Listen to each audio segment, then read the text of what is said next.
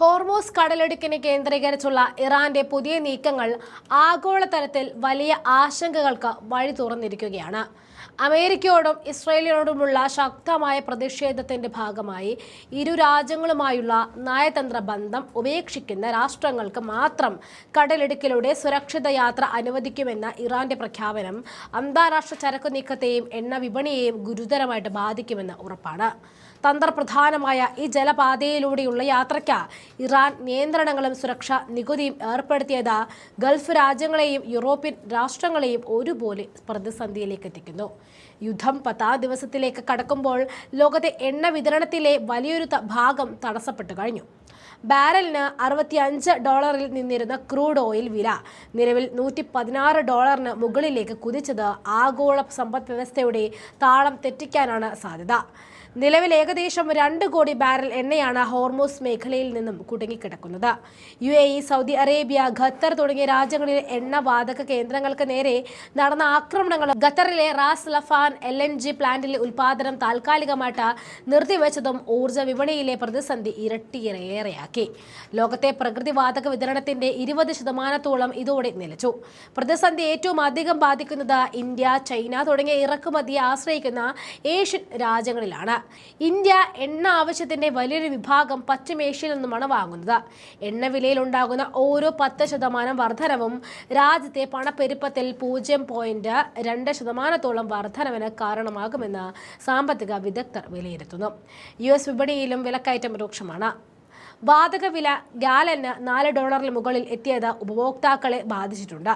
സംഘർഷം നീണ്ടു നിൽക്കുകയാണെങ്കിൽ എണ്ണവില ബാരലിന് $150 വരെ ഉയർന്നേക്കാം എന്നാണ് ഖത്തർ ഊർജ്ജ മന്ത്രാലയവും വിവിധ അന്താരാഷ്ട്ര ഏജൻസികളും മുന്നറിയിപ്പ് നൽകുന്നത്.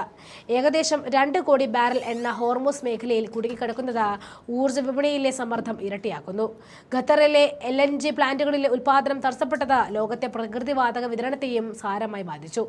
ഇന്ധന ഇറക്കുമതിയെ വലിയ തോതിൽ ആശ്രയിക്കുന്ന ഇന്ത്യയെയും ചൈനയും പോലെയുള്ള ഏഷ്യൻ രാജ്യങ്ങൾക്ക് ഈ സാഹചര്യം കനത്ത തിരിച്ചടിയാണ്.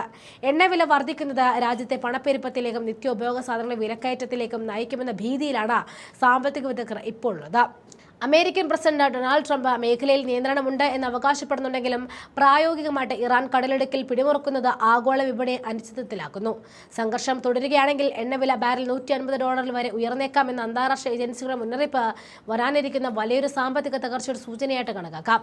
മേഖലയിലെ ഈ സൈനിക സാമ്പത്തിക പോരാട്ടം അവസാനിപ്പിക്കാൻ നയതന്ത്ര ഇടപെടലുകൾ അടിയന്തരമായിട്ട് നടന്നില്ല എങ്കിൽ അത് ലോകമെമ്പാടുമുള്ള സാധാരണക്കാരുടെ ജീവിതത്തെ ബാധിക്കുമെന്ന വലിയൊരു ഊർജ്ജ പ്രതിസന്ധിയിലേക്ക് നയിക്കുമെന്നും നിസ്സംശയം പറയാം. ഇതുകൂടാതെയാണ് ഈ യുദ്ധത്തിൽ ചൈനയുടെ രംഗപ്രവേശനം കൂടി ഇപ്പോൾ വന്നിരിക്കുന്നത്. ഇറാന്റെ പുതിയ പരമോന്നത നേതാവായിട്ട് ചുമതലയേറ്റ മുജ്തബ ഖമനയെ ലക്ഷ്യം വെച്ചിട്ടുള്ള നീക്കങ്ങളിൽ നിന്നും ഇസ്രായേലും അമേരിക്കയും പിന്മാറണമെന്ന് ചൈനയുടെ കടുത്ത താക്കീത് വന്നിരിക്കുന്നു.